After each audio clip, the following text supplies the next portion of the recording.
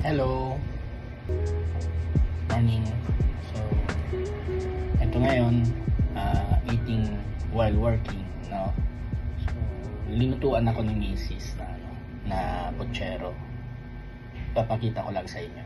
And ano-ano yung mga gulay na andito para makuha natin yung nutrients ng mga gulay, no? Napakasarap. Ito po siya. Ayan. So, hinaluan niya po ng okra, no? May antap. May itong pinaka-favorite ko, yung ginger. May baboy. May kamatis, no? And may corn. So, napakasarap nito. Tara, kain tayo. Tulad nito, antap.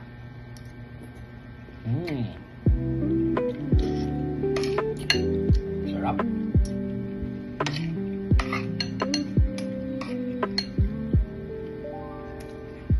Alam niyo, madalas kasi ako ganito kumakain sarap. Meron pa pala may nalo pa si misis, kamote, no? Kamote. Mamara, enumerate ko kung ano ang mga health benefits and nutrients ng mga nakahalo dito. Siyempre, pag sinabawan na, tulad ng pochero, most probably yung mga nutrients nun andun na sa sabaw. Tikman natin to na yellow kamote. Panalo.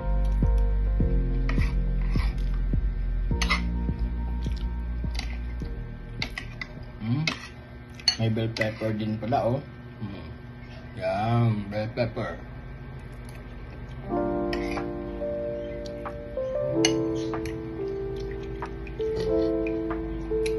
Kahit nga walang karne,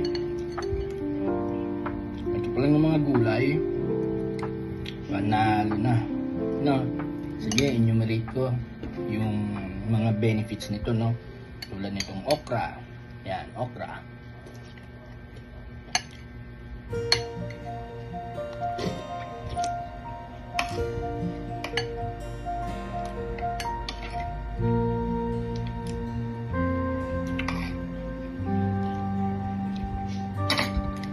Alam mo,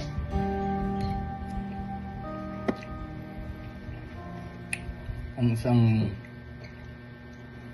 pagkain na mayaman sa gulay, malaking tulong sa katawan natin, lalo na kung ang mga gulay na sinasabi natin is fresh pa talaga.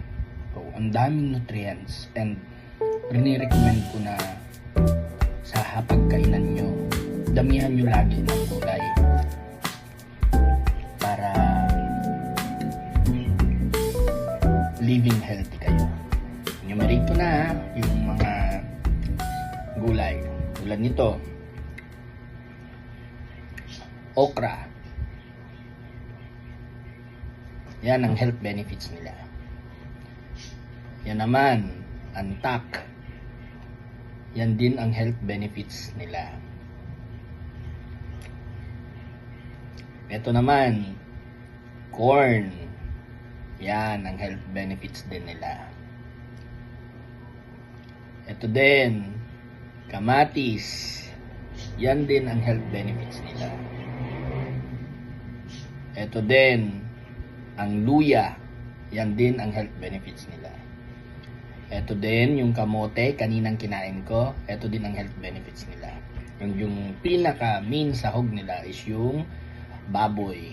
May health benefits din, pero wag pakasobra. No, anuman na sobra, masama din. Bye-bye! Nakalimutan ko pala i-add, ang pinakamahalaga sa lahat ng meals ay ang breakfast. Kasi ang breakfast, ang unang dapat na malagyan ng energy ang katawan natin. Since galing tayo sa 8 hours na tulog. Meals tsaka lunch.